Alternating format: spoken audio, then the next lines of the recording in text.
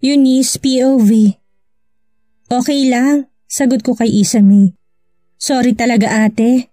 Nabigla lang kasi ako nung nagpakasal na si kuya. Sabi pa niya ulit sa akin. Kalimutan na natin yun, kumain ka na ba? Sabay ka na sa amin, sabi ko sa kanya. Thank you ate. Nakangiting sabi niya sa akin. Lumipat sa likuran ko si Eman at yumakap siya sa akin sabay bulong sa tenga ko. Thank you love. Malambing niya bulong sa akin. I love you po, kumain na tayo, sabi ko sa kanya. Okay po, sagot niya sa akin at hinila na niya ako nang umupo na kami sa couch. Sabay kaming tatlong kumain. Tahimik lang si Isame kaya hindi na rin ako nagsalita. Nakikiramdam lang ako sa kanya. Hindi ibig sabihin na okay na kami ay dapat maging kampante na ako sa kanya. Isa sa natutunan ko na hindi ibig sabihin na humingi ng sorry ay okay ng lahat. Sobrang sariwa pa na mga nangyari kagabi kaya imposibleng okay na kagad kaming dalawa. Lalo na't alam ko may lihim siyang pagtingin sa asawa ko kahit na kapatid lang ang turing sa kanya ni Eman. Love, baka malilate ako makauwi mamaya, sabi sa akin ng asawa ko. Hihintayin pa rin po kita, sagot ko sa kanya. Pero kapag sobrang late na mauna ka nang matulog, sabi niya sa akin. Okay po, nakangiting sagot ko sa kanya. Tumatambay muna ako sa opisina niya hanggang alas 4. Ganon din si Isame, hinayaan ko na lang siya, hindi rin naman kami nag-uusap. Si Emma lang ang kinakausap niya at hindi ako. Mister ko, uuwi na ako, paalam ko sa kanya. Ihahatid na kita love, alok niya sa akin. Wag na po, kaya ko na umuwi mag-isa, sagot ko sa kanya. Dahil alam kong marami pa siyang tatapusin. Kitang-kita sa taas ng mga reports na nasa mesa niya. Pero, baka nakalimutan mo na may trabaho ka pa, sabi ko sa kanya. Okay, kapag tapos ng trabaho ko, uuwi ako kaagad, sabi niya sa akin, hawak niyang kamay ko. Nang makalabas kami sa opisina niya ay nagpasalamat sa akin ang mga kasamahan niya. Napangiti naman ako dahil naubos nilang ulam na dinala ko. Mukhang nagustuhan nila. Sasabi ka ba sa akin ate? Tanong sa akin ni Isame. Hindi na, may lakad pa kasi ako. Sagot ko sa kanya kahit wala naman talaga akong lakad. Okay sige, mauna na ako sa inyo.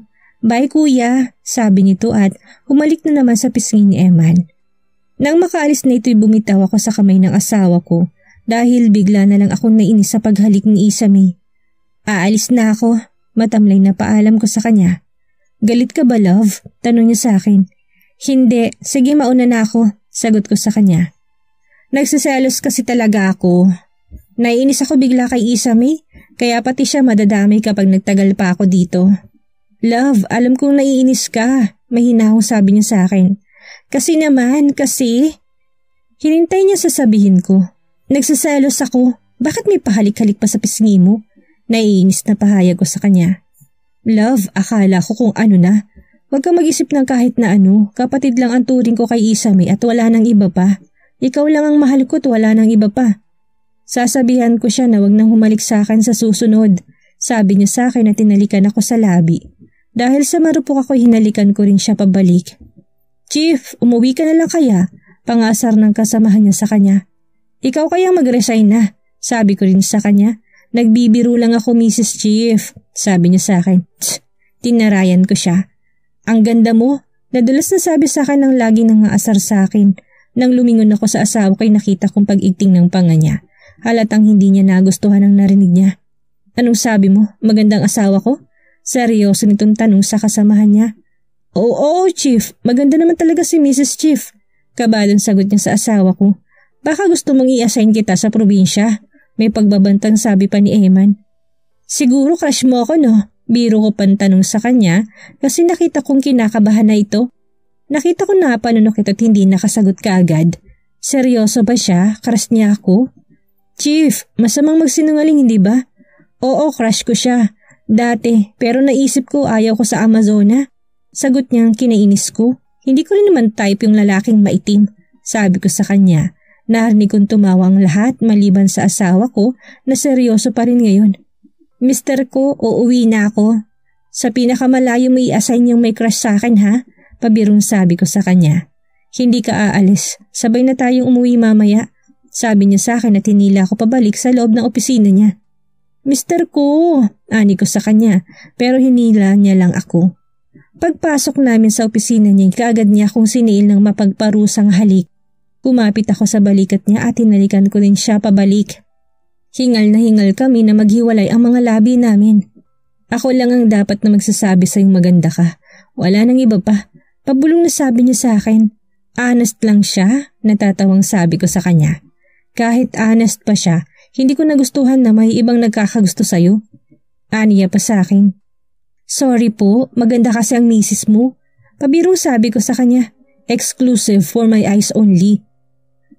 Samantalang kapag tinanong kita kung maganda si Silang, sagot mo sa akin maganda. Pero kapag ibang nagsasabing maganda ako, ayaw mo. Ang dami mong alam. Matari na sabi ko sa kanya. Iba naman kasi yung love. Okay, iba na kung iba. Huwag mong pakialaman si Boy Itim kasi ika-crushback ko pa yon. Pangaasar ko pa sa kanya dahil hindi ko nagustuhan ng sagot niya. Love, nakakunot ang noo niya sa sinabi ko. Ililipat ko pa rin siya. Dagdag pa niya. Subukan mo lang, hindi ako tatabi sa'yo. Pananakot ko sa kanya. Love, maktol niya. Tigilan mo ko Emmanuel Borax, pagbubuo ko sa pangalan niya. Kasi, di ba kaibigan mo siya? Huwag mo siyang ganyanin dahil maasahan ko siya. Siyang nagpunta sa akin sa OJT ko nung binaril ka. Kung hindi dahil sa kanya, hindi ko malalaman ang nangyari sa'yo. Sabi ko sa kanya. Pero kapag inulit pa niya, aalisin ko na siya dito. Okay, no problem. Nakangiting sabi ko sa kanya. Love, kapag nabuntis ka, huwag mo siyang paglihan ha? Biglang sabi niya sa akin, tumigil ka dahil may red tide pa ako ngayon. Kaya ngang malas ko. Parang batang sabi niya sa akin, magtrabaho ka na para makauwi na tayo. Okay po. Napalingon ako dahil biglang bumukas ang pintuan. Chief, may kidnapping sa Sampaloc, sabi ni Boy Itim. Okay, maghanda na kayo dahil pupunta tayo dun ngayon. Utos niya dito, kaagad namang lumabas ang lalaki.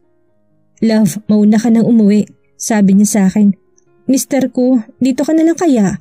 Nag-aalalang sabi ko sa kanya. Trabaho ko to, kaya sana maintindihan mo. Mag-iingat ako, love, sabi niya sa akin at hinalikan ako sa labi. Sige, hihintayin kita sa bahay. Ingat ka ha, mahal kita, sabi ko sa kanya. I love you, mag-iingat ako. Nakangiting sabi niya bago lumabas sa office niya. Kahit na nag-aalala ko umuwi ako sa bahay at doon ko siya hihintayin. Habang nagluluto ako ng hapunan na hindi ako mapakali, ganito ba talaga kapag pulis ang asawa? Lalo na ngayon na alam kong delikado ang pupuntahan niya.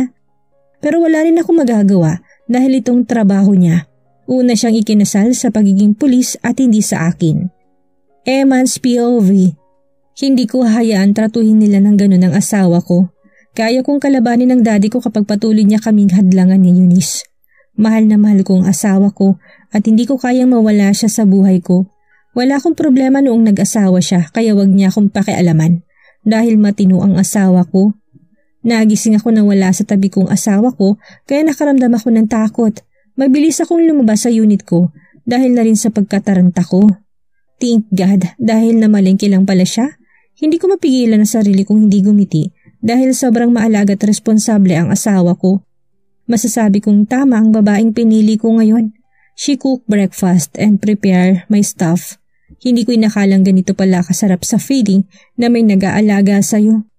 Masaya ako dahil pumunta siya sa presinto para sabay kaming mag-lunch. Naging maayos na rin sila ni Isamay at natatawa na lang ako dahil pinagsisilosan niya to. Nagsiselos din ako sa isa kong kasamahan. Kaya pala lagi niyang inaasar ang asawa ko dahil may crush siya dito. Shit, mukhang may mapapatalsik akong wala sa oras. Hindi ko nagustuhan ang naging sagot mo kanina, sabi ko sa kanya. Sorry chief, pero matagal na yun. Noon pa naman at alam ko naman na wala na akong pag-asa. Mas bagay kayo, sagot niya sa akin. Mabuti ng malinaw dahil kung hindi, sa liblib na lugar ang bagsak mo. Pananakot ko sa kanya. Hindi ko naman gagawin talaga, pananakot ko lang. Masyado ka namang seryoso, Chief. Nagbibiro lang naman ako. Sagot niya sa akin, napangiti na lang din ako. Matagal ko na rin siyang kasama kaya may tiwala naman ako sa kanya. Wala siyang gagawing hindi ko magugustuhan. Kaibigan na rin ang turing ko sa kanila. Pupunta kami ngayon sa Sampaloc dahil may kidnapping na nagaganap. Nagutos akong ipasarang mga posibleng daanan. At ngayon ay malapit na kami sa trabahong market. Chief, kulay itim ang van ng walang plate number. Sabi sa akin ng isa sa mga kasamahan ko. Kapag napansin niyo, harangin niyo kaagad. Utos ko sa kanila sa radyo. Copy that, sir. Sagot nila sa akin. Naghanda na ako dahil anytime ay mapapalaban na kami. Medyo madilim na tanging mga streetlights na lang ang nagsisilbing ilaw namin. Agad na nahagip ng paningin kong isang papalikong van. Wala itong plaka kaya kaagad kong pinuntirya ang gulong. Mabilis kong binaril at natamaan ko to. Huminto ang van. "Men, move!" Sigaw ko sa kanila. Mabilis akong lumapit sa van at sumunod ang mga kasamahan ko. Wala pa ring lumalabas. Hinintay namin hanggang sa lumabas ang mga kidnappers. 4 sila kasama ng driver. "Bitawan mo siya at sumuko na kayo!" Utos ko sa lalaking may hawak sa isang babae. Hindi kami susuko. Papatayin namin ang babaeng ito kapag lumapit kayo sa amin. Kaya hayaan mo kami makatakas. "Tulungan niyo po ako!" Umiiyak na sabi ng babae. Sa tingin ko'y menor de edad pa lang ito. Kumuha ako ng tiyempo dahil sa tingin ko hindi sila makikipag-usap at susuko ng maayos. Sumenyas ako sa mga kasama ko gamit ang mga mata ko. Sanay na sila sa akin kaya mabilis nilang nakuha ang ibig kong sabihin. "Ibaba niyo ng mga baril niyo dahil kung hindi babarilin ko to." Sigaw pa ng isang kidnapper. "Easy ka lang, hindi ka ba naawa sa bata?" Sabi ko sa kanya. "Wala akong pakialam dahil inutusan lang ako." Sigaw niya sabay tutok ng baril sa sentido ng dalagita. Sa paraan ng pananalita at kilos niya halatang baguhan pa lang ito at hindi sanay na humawak ng baril. Nakita kong hindi maayos ang hawak niya sa baril at halata rin kabado to. Lihim naman akong napangiti. "Ibaba niyo ng mga baril niyo!" Utos ko sa mga kasamahan ko na kaagad naman nilang sinunod. Nang ako nang magbaba ay mabilis kong pinaputokan ng binti niya dahilan para mabitawan niyang baril na hawak niya. "Ah!" Napahiyaw ito habang nakahawak sa binti niya. "Sige, subukan niyong magpaputok dahil babaon ang bala ng baril ko sa ulo niyo," sabi ko pa sa mga ibang kasamahan niyang kidnappers. Kaagad naman nilang ibinaba ang mga baril nila. Kaagad silang pinusasan ng mga kasamahan ko. Kaagad namin silang dinala sa presinto para ikulong. Napag-alaman namin na isa palang anak ng barangay captain ang kinidnap nila. Natagalan ako kaya nang tumingin ako sa relo ko'y mag-aalas-10 na pala ng gabi. Mabilis ako nagpaalam sa kanilang mauuna na ako dahil alam ko naghihintay sa akin ng asawa ko. Nagmaneho ako pauwi sa condo unit ko. Nang makarating ako'y patay ang ilaw pero naka-on ang TV. Nakita kong asawa ko natutulog sa may sofa namin. Kaagad akong lumapit sa kanya at hinalikan ko siya sa labi. "Chiefy, nandito ka na pala. Kumain ka na ba?" Unang tanong niya sa akin kahit na hindi pa niya idinidilat ang mga mata niya. "Okay lang ako, love," sagot ko sa kanya. "Teka lang, aayusin ko pagkain para makakain na tayo." Malumanay na pahayag niya sa akin. "Hindi ka pa ba kumakain, love?" Tanong ko sa kanya. "Hindi pa, nakatulog kasi ako," sagot niya sa akin. "Okay, bihis lang ako." Paalam ko sa kanya at mabilis na pumasok sa silid namin. Saglit lang ako nagbihis dahil kaagad din akong lumabas. Sakto dahil kakatapos lang niya mag-reheat ng mga pagkain. Sabay kaming kumain at hindi ko mapigilan ang sarili kong ngumiti. Dahil ang sarap niya talagang mag-alaga, lalo na magluto. "Kain ka pa, mabutit walang nangyari sa'yo," sabi niya sa akin at ramdam kong pag-aalala sa boses niya. "Love, sorry kung nag-alala ka, pero sanay na ako kaya sana ganun ka rin," sabi ko sa kanya. "Alam ko naman yun, hindi ko lang maiwasang mag-alala sa'yo," sagot niya sa akin, kaya napangiti naman ako. "Mahal mo nga ako, love," pabiro ko sabi sa kanya. "Mahal naman talaga kita, ngayon mo lang ba naalam?" Sabi niya sa akin. "Alam ko na noon pa, pero mas kinikilig ako ngayon," sagot ko sa kanya. "Kumain ka na nga dyan, alam kong pagod ka kaya kailangan mo magpahinga." Ngumiti ako sa kanya at masaya kaming kumain. Pangarap ko na sana sa mga susunod na taon na hindi lang kaming dalawa ang palaging magkasalo kung hindi may mga anak na kaming kasama. Gusto kong magkaroon ng 3 anak. Mas masaya kapag marami pero depende pa rin sa asawa ko dahil siya naman ang manganganak. Pinauna na niya ako sa silid namin kaya nauna na ako. Ilang sandali pa'y pumasok na rin siya. Humiga siya sa tabi ko at yumakap siya sa akin. "Mister ko, inaantok na ako." "Good night, I love you." Malambing na bulong niya sa akin. "I love you so much, love." Sabi ko rin sa kanya at pumikit na rin ako para matulog. Kinabukasan nagising ako dahil may humahalik sa akin, kaya napangiti ako. Dahil alam kong asawa ko to. "Good morning, mister ko. Bangon ka na, kasi magsisimba tayo ngayon," sabi niya sa akin. "Good morning, love." Hinalikan ko siya sa labi. Hindi muna kami bumangon dahil niyakap ko muna siya at nilambing. Wala rin akong pasok ngayon, kaya perfect para mag-date naman kami pagkatapos namin sa church. Sakto lang ang dating namin dahil kakasimula pa lang. Nang matapos ay pumunta kami sa isang park at doon kami tumambay. Pagkatapos ng lunch ay pumunta kami sa mall para mamasyal. Naalala kong kailangan kong sulitin ang araw na to dahil bukas ay papasok na siya sa trabaho niya. Hindi ko rin pwedeng pigilan ang mga gusto niya. Kailangan nakasuporta ako sa kanya. Saka ko na siya pagbabawalan kapag buntis na siya. Habang naghihintay kami ng order namin ay may nahagip ang mga mata ko pero agad ko rin inalis sa isipan ko. Pero sadyang ginugulo siya ng isip ko. Bumalik na ba siya? Bakit pa siya bumalik? Tanong ko sa sarili ko. Okay ka lang ba? Narinig kong tanong sa akin ng asawa ko. I'm okay, tipid na sagot ko sa kanya. Hindi na ito nagsalita kaya napatingin ako sa kanya. Kaagad itong umiwas ng tingin sa akin. Nakita kaya niya ako? Bakit ba kasi ako natulala doon? Shit, mukhang magtatampo na naman ang asawa ko. Eunice POV. Naiinis ako sa kanya kasi huling-huli ko siyang nakatingin sa babaeng palabas dito sa restaurant. Mukhang kilala niyang babaeng yun. Hindi na lang ako nagsalita at hindi rin nagtanong sa kanya. Pinipilit kong ikalmang sarili ko kahit na gusto ko siyang bulyawan at kumprontahin. Love, kanina ka patahimik. Tanong niya sa akin. Pagkatapos namin dito'y umuwi na tayo kagad. Sagot ko sa kanya. Nagtatampo ka ba sa akin? Malungkot na tanong niya sa akin. Sino yon? Tanong ko sa kanya. Akala ko kakilala ko. Sagot niya sa akin. Ex mo ba? Direktang tanong ko sa kanya dahil naiinis na talaga ako. Hindi ako sigurado kung siya nga ba pero wala na akong pakaalam sa kanya, love. Sagot niya sa akin kaya lalaw kong nainis. Walang pakialam pero sinundan mo ng tingin. Nainis na sabi ko sa kanya. Love, I'm sorry. Sabi niya sa akin. Siguraduhin mo lang na wala ka na talagang nararamdaman doon dahil iiwan talaga kita. Nainis na sabi ko sa kanya. Love, wala na. Ikaw lang ang mahal ko at wala nang iba pa. Aniya sa akin. Okay, kibit balikat na sagot ko sa kanya. Narinig ko siyang napabuntong hininga. Huwag niya lang talaga akong lokohin dahil baka masamuray ko na talaga siya. Tapos namin ang kinakain namin. Bala ko pa sana mamasyal pero nainis na ako kaya sinabi ko na lang na umuwi na kami. Kinakausap niya rin ako pero matipid lang din ang mga sagot ko sa tanong niya. Oo, nagtatampo ako. Kaya wala akong ganang kausapin siya.